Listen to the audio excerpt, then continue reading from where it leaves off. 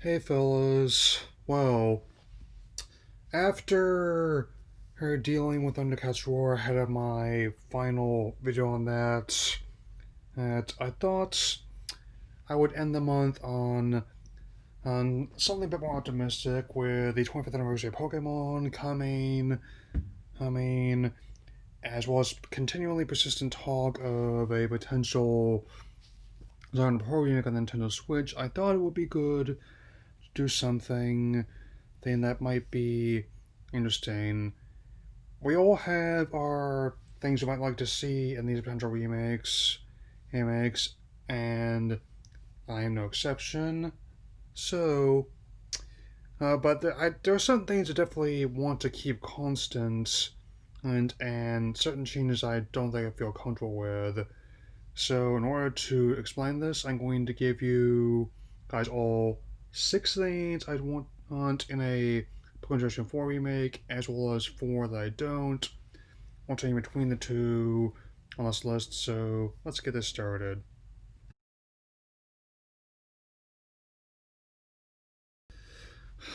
The first I would want is simple. I mean, one of my favorite aspects of the series has always been how there's been a lot of stuff to do outside the main quest, which is still every bit as engaging, enjoyable, and dare I say it, addictive. And Generation 4 is no exception, with redesign contests, the Great Marsh exploration, as well as it's just something someone's making paw phones. I mean, and it definitely would be interesting to see how these can be revamped for the advances we've had over the last decade or so on gameplay. I mean, by next year it'll be 15 years since the game was initially launched in Japan, and 14 since they came out stateside. So I'd say we're about due. Who for that? I mean, I'm thinking the Pokemon Camp feature would definitely be made not only to upgrade the paw for making, aim with the Joy Cons, but also bonding with your monsters. I mean, which is something that's been a feature of since Generation 6, or as well as Pokemon Go. So, which also should come pair with another easy desire for me.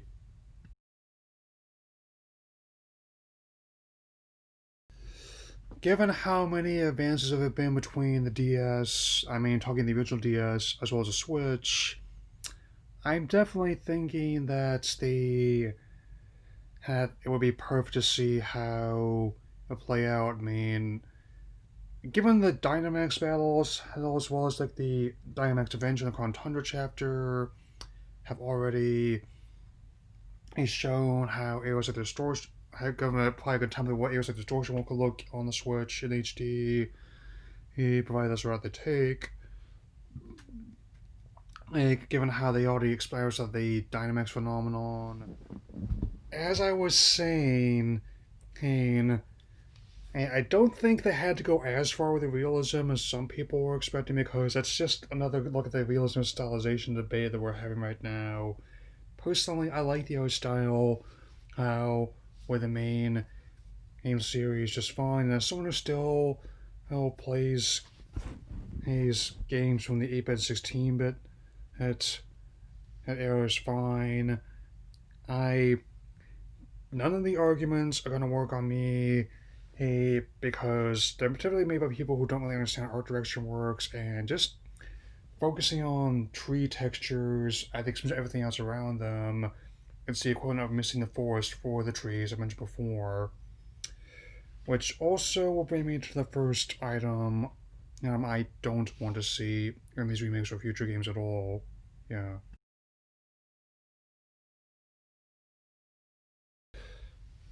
I thought I would get my unpopular pick out of the way first for the items I don't want. I mean, I've seen a whole bunch of edits and articles that almost about the voice acting being added to the series, to which I will respond, no. No thank you. I mean, this may, work alright for spin-off games like Detective Pikachu, which kind of rely on this as by design. But I'm also, call me old fashioned, call it you will, but how about not every game needs or has voice acting, and not everyone wants it. I really don't. I mean,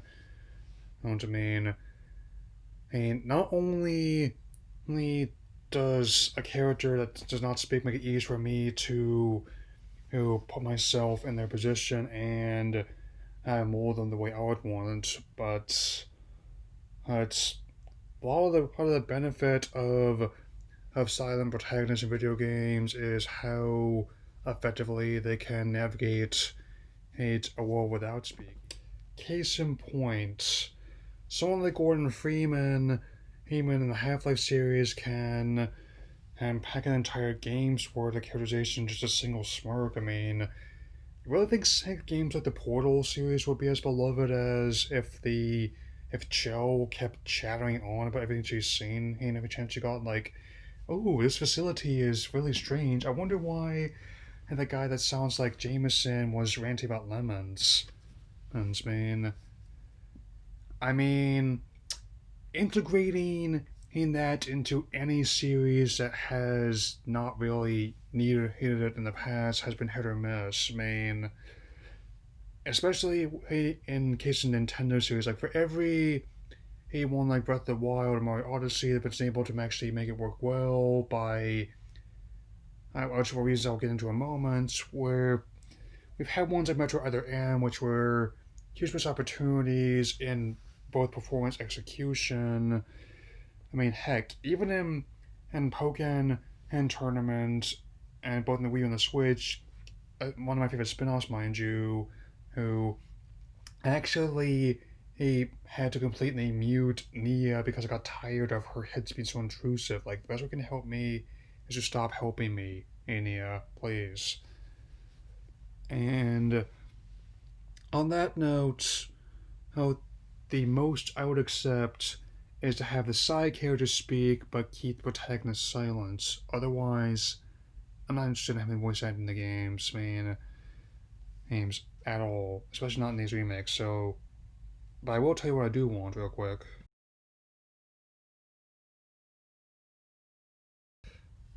Now, this is definitely a an easy desire for me and many others.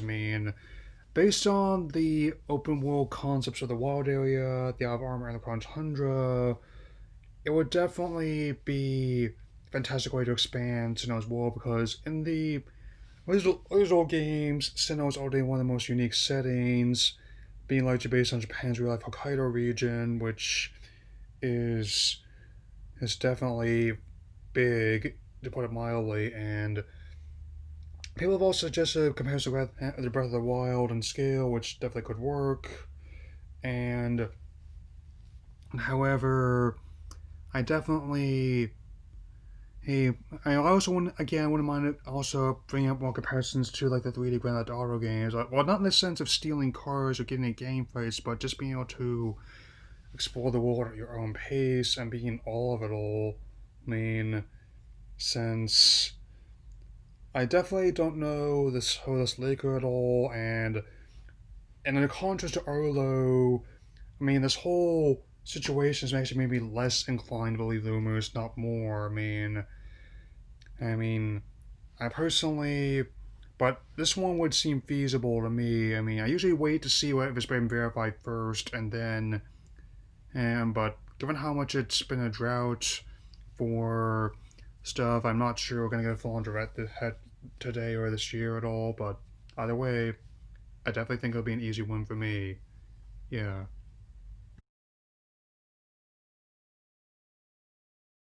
Hmm. People asked before for what features from previous games would like to see not be carried over to future ones. Like the debate included ones like Mega Evolution, Z moves, Dynamax, and Gigantamax, as well as regional variants. But in my case, I have a much simpler thing I want to leave behind.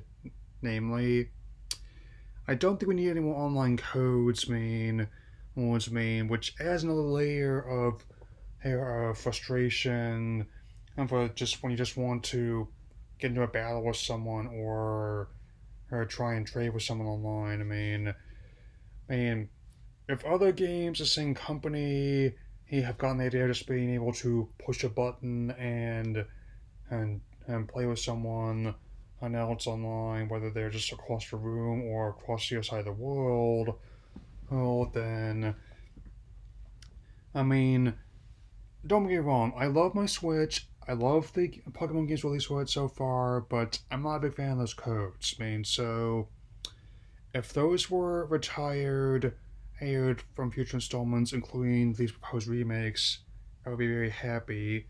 Much like the next thing I want to see in here. Yeah.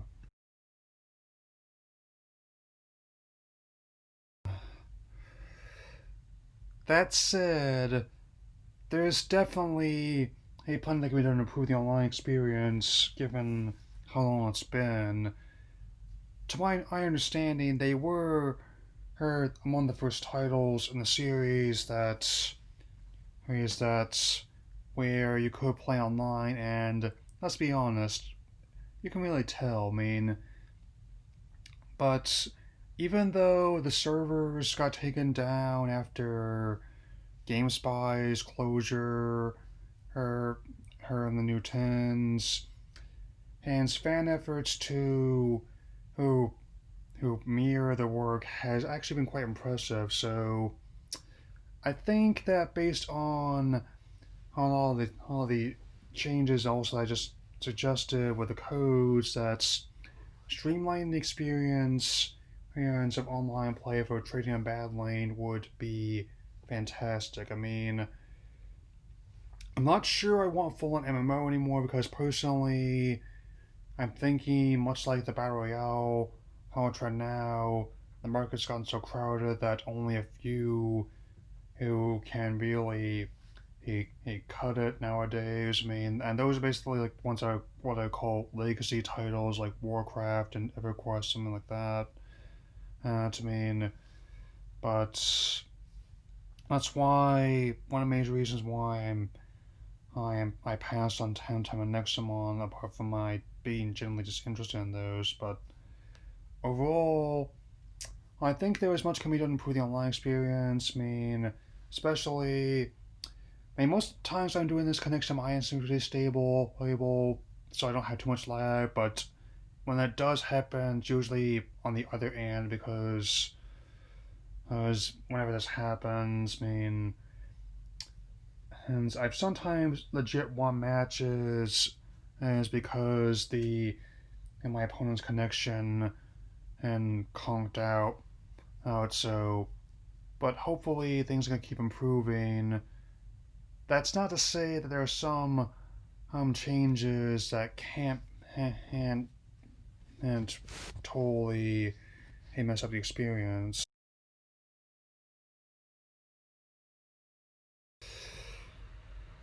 Given how many transfer methods that have been over the years and how they've thankfully streamlined a lot of these efforts, like with Pokemon Bank, Pokemon Home was always being able to send any months of Pokemon Go. While I'm thinking that all transfer methods can definitely be left out, like how even though these are technically part of like their Johto remakes in Gen 4, personally I don't think we need to see the Power Park again, and especially since the whole idea has kind of been supplanted by a lot of newer material. Like even like the Go Safari and the Let's Go games was still had some purpose because like testing the waters for Bank and Home, I will admit. But even though some of these things may work alright on paper, sometimes I am just simplest best way of getting some of your favorite monsters in and from other titles might be the most effective one. So I wonder how I often have this problem too of not thinking the simplest solution first. And that's something I've often doubted myself before. Or, but I can definitely tell you one thing I do want. I think it'll be an easy pick for anyone who has played and enjoyed these games. Yes. Yeah, this is definitely one of the easiest things I would want to see in potential remakes, especially a given how much you can do with them. The fact that it's only like the run opposition things I want is definitely saying something because again, I think those games are great. Platinum was as the game that got me back in the series when I was a teenager. But even I admit, when you mess around with your PC, the save times were ridiculous. It sometimes took as much as 20 minutes to save once. So basically, your battery was charged to a power supply.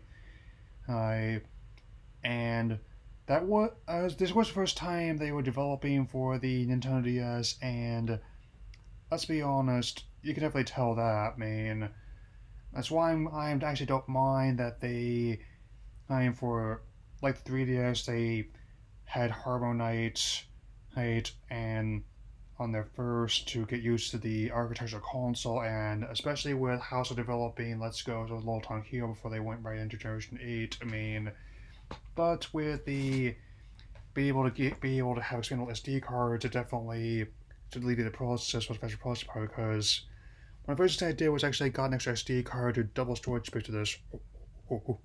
If you'll pardon that little grunt there. So it definitely would stand to reason that you could make the save times quicker on the new console. Oh, and now my top choice of the things I want and the things I don't from these proposed remakes. So I'll get you the top thing I don't want to see in this game first. Yeah.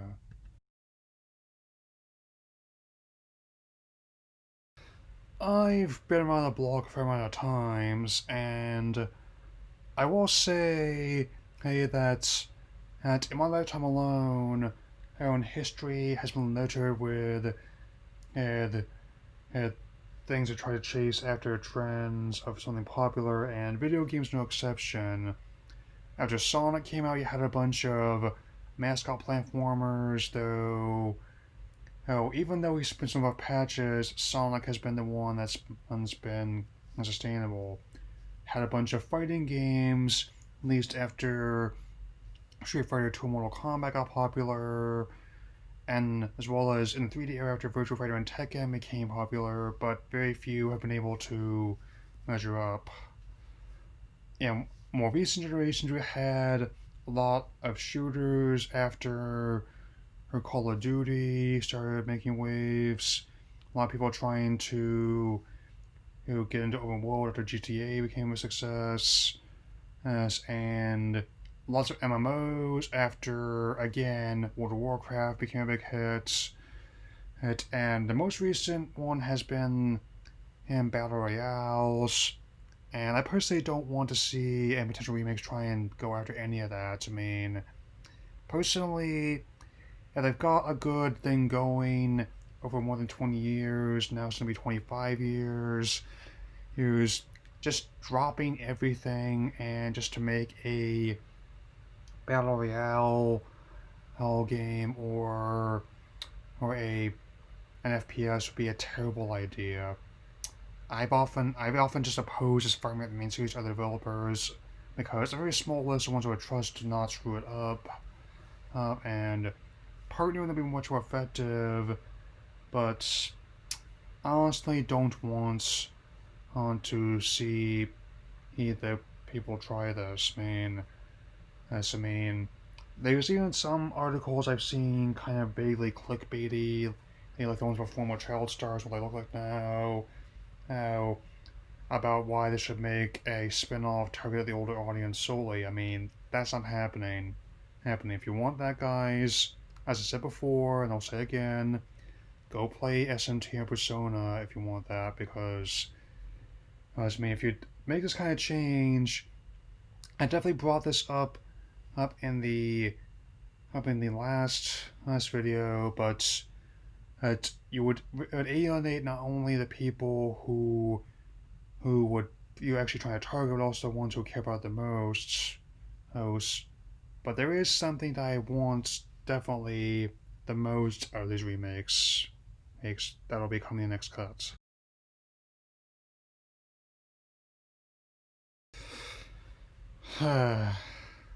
So this is the simplest but my most desired hired thing for these proposed remakes, if they are real. I mean, again, I definitely he I'm not sure.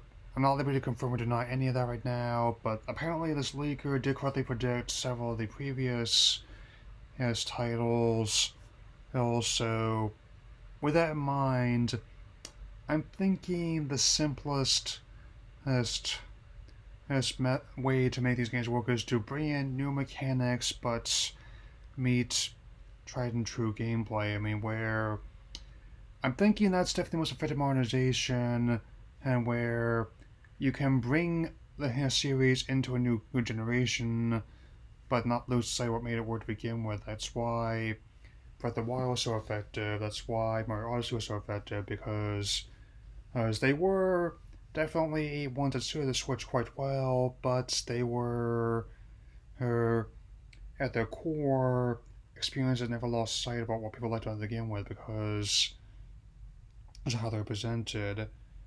This also applies to the Metroid Prime trilogy, where many people, when they found out the series was going to be getting a Western development team as well as going 3D, first person as opposed to 2D, third person, people fear the worst. But Metro Studios managed to who who keep retain what made the 2D installment enjoyable, especially in the case he took a lot of influence from System Shock 2, so instead of like something like Halo or Doom, they went more atmospheric route, which I think was more effective for the games. So, what I want most out of a potential remake version 4 would be to have a lot of the newer battle mechanics that have come out since then, and but also I'll keep the core experience consistent and not lose sight of what people liked about the game were the main. Of course, this thing to have to do with just a balance, but I definitely believe that these games can work on this system. And whatever happens 25th anniversary, I look forward to bringing you more about this. Especially now I've got it's my 150 subscriber milestone worked out. I just had to hit that note, and I'll be able to start working that video officially. So that'll be all for now. I'll see you in December as I start to put this very disappointing year behind me. Now I'll see you all later. Yeah.